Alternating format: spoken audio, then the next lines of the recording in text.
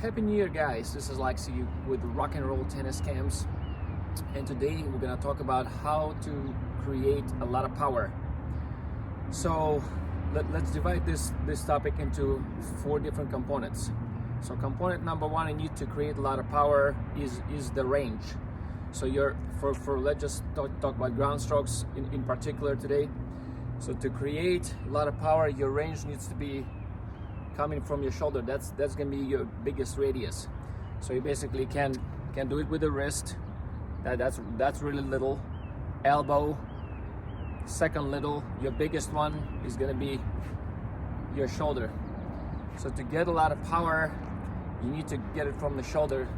Obviously, wrist is gonna do its own part, but generally speaking, just wrist without the shoulder will not give you a lot of power. So shoulder needs to work. So very big radius from a very big beginning to the very big ending is what it should look like. So if we dig a little bit deeper, that range exists so that your contact, so if this ball is where your racket is going to meet the ball, the racket needs to stay on the line for about 12 to 18 inches, so about this long. So if your range is very short, say you're using a lot of wrist or your elbow, that range is gonna turn into this. So this is not gonna give you any power. You still can make it in, but it's gonna be very flimsy. So to get a lot of power, your range needs to expand to about this. So that's why we're using a full range. Okay, that's the first component. The second component would be your timing. So even when you do a full range, you still need to time it in a certain place. So in the ideal contact point, your racket basically will accelerate to its 100%. So we think like this: if you're beginning at the beginning, your racket has 0% energy. It's fully static. At the perfect contact point, it should get to 100. So this would be your 100. So Federer, Nadal, pretty much all the pros are very good at timing it at that place. That's where you get what I call easy energy or easy power. So what a lot of people do at the club level, they instead of catching at 100, they will catch it at like 60%. So the racket did not quite get to its maximum potential at the end of the acceleration. So the analogy I really like and I like to use is analogy of a runway at the airport where planes take off. So you go to the plane goes to the beginning of the runway, it stops, then it begins to accelerate, and it takes off roughly towards the end of the runway. So that basically is a perfect analogy.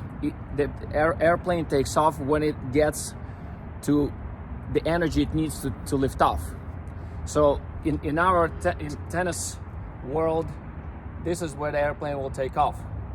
That's the contact point. That's where you get maximum energy. You get the ball where the racket accelerated to its maximum potential. That's easy power. Instead of muscling it over using the body, and you'll never get the same result. Number 3. So you will have to do this full range of motion, and you have to do it fast. So even though you can have the correct swing, but you do it really slow, it's still not gonna get you the result that you want. So to create a lot of power, you have to go through this full range, time the ball, and you have to do it really fast. So to do it really fast, you have to be pretty relaxed. So I have a whole series of videos how to stay relaxed, but you basically will only grip it tight in the beginning, which will allow your arm to essentially become like a rope with a weight attached to it. So your arm is a rope and your racket is a weight at the end of it. So you never muscle it. It has to be relaxed and pretty independent.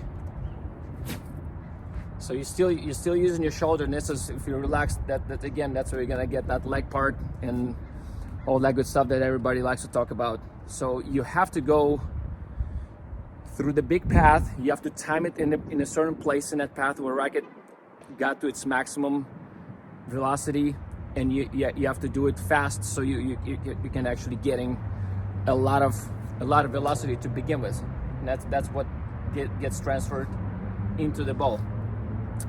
And the last one, probably at some point we'll make a separate video for that.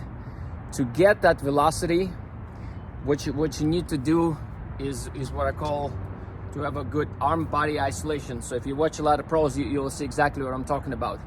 So instead of creating that path, it's kind of like where you can see it maybe a little bit better from this angle. So instead of creating that path by turning a lot of your body, what we need to have, and that kind of goes back to the previous point, how to make it go really fast. We're gonna isolate your upper body from the arm. So here's again, this will be incorrect or inefficient way of doing it. So you see your arm is basically attached to the body, and kind of body's dragging the arm around, versus what you need to have is more of a separation. So if you watch, one of the best examples of that is Federer's forehand when he was hitting it. He was always keep watching the contact point, so the arm does its job, and the body does not interfere all of a sudden and gets arm to go somewhere else off the target. But it's also how you get that separation, and that skill is going to be absolutely essential on the tough shots, on especially really tough running shots. It's all you're going to have. You're barely going to get there, and your arm needs to be doing its own job very, very well. So again, let's go from the all four pillars to summarize. So arm isolation is number one. You have to do it pretty relaxed. Number two, you gotta do it relaxed and long. Number three, and you have to time the ball in a certain place in your swing spectrum, so you're capturing all that racket energy, and that racket energy goes into the ball. So there you have it. If you master all of those, you're guaranteed to have a lot of power on your shots. Hope this helps. Again, this is Alexi with Rock and Roll Tennis Camps, and go rock the courts.